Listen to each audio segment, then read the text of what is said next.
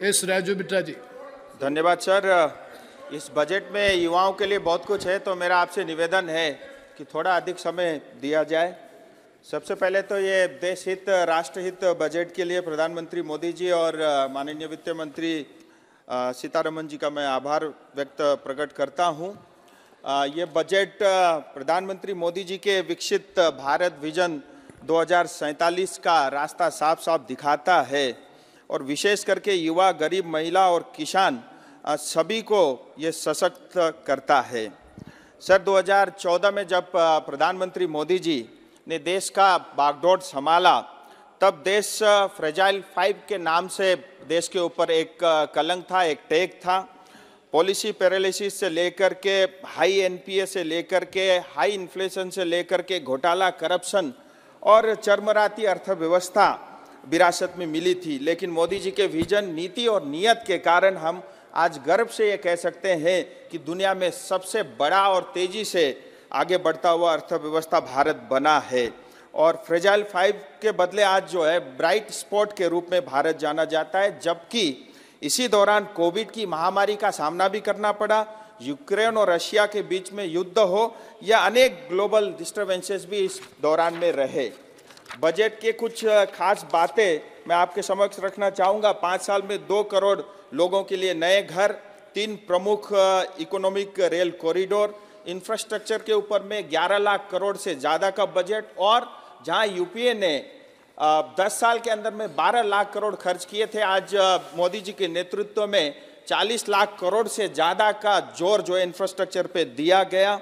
Defence sector में भी budget बढ़ा करके जीडीपी का 3.4% किया है। 44,000 वंदे भारत जैसे जो है रेल के कोचेस बनेंगे। आयुष्मान भारत कार्ड अब आंगनबाड़ी और आशा वर्कर को भी मिलना शुरू होगा। और विशेष करके युवाओं को ध्यान में रखते हुए स्टार्टअप में भी 1 साल की अतिरिक्त छूट दी गई है। और फिजिकल इंफ्रास्ट्रक्चर के ऊपर में बहुत ध्यान दिया गया है। जहाँ कोविड के समय पूरी दुनिया प्रिंटिंग मशीन लेकर के पैसे छाप रही थी, कैश बांट रही थी, वहीं भारत जो है फिजिकल इंफ्रास्ट्रक्चर पे जोर दे रहा था और इसके कारण जो है अनेक नए जॉब क्रिएट हुए और बहुत सारे सेक्टरों को फायदा हुआ है। हमारी सरकार ने 34 लाख करोड़ से ज़्यादा का रकम डीबीटी के माध्यम से प्रदान किया और इसके कारण 2,75,000 करोड़ से ज़्यादा के पैसे गलत हाथों में जाने से बचे हैं। फेक बेनिफिशियरीज हटे हैं, मिडल मैन सिस्टम बंद हुआ है, कट मनी सिस्टम बंद हुआ है। पश्चिम बंगाल की दीदी बोल रही थी, मैं एक एग्जाम्पल के माध्यम से बताना चाहूँगा। जहाँ एक तरफ भारत का जीडीपी का 30% जो है बंगाल से आता था, आज 3% से कम रह गया है। इन्वेस्टमेंट नहीं आ रहा है, युवा बेरोजगार है।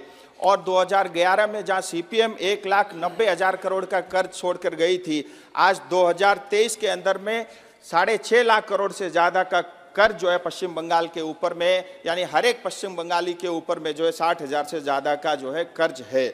और इनका रोल मॉडल देखिए, करप्शन और भ्रष्टाचार का कैसा होता है। मनरेगा के बारे में बोला जाता है पैसा रोका है, लेकिन मैं आपको आंकड़े के साथ कहना चाहूँगा 10.5 करोड़ की आबादी पश्चिम बंगाल की है। जहाँ जॉब कार्ड जो है घर से एक ही को मिलता है, 18 से कम आयु को नहीं मिलता, उसके बावजूद भी 3 करोड़ 78 लाख जो है जॉब कार्ड पश्चिम बंगाल में बने। जैसे आधार को लिंक किया, तुरंत घट के जो है 1.5 करोड़ से ज्यादा जो है इनके फर्जी कार्ड जो है बंद हुए।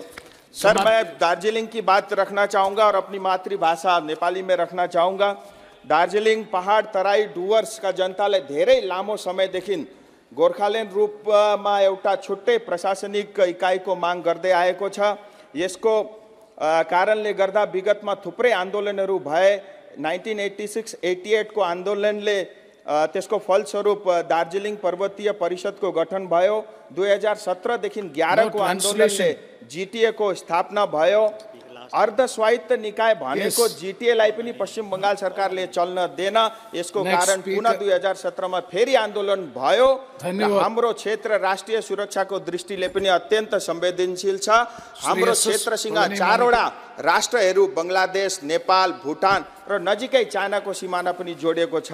विगतको दशकमा हजारौं रोहिंग्या अनि अवैध हजारौंको संख्यामा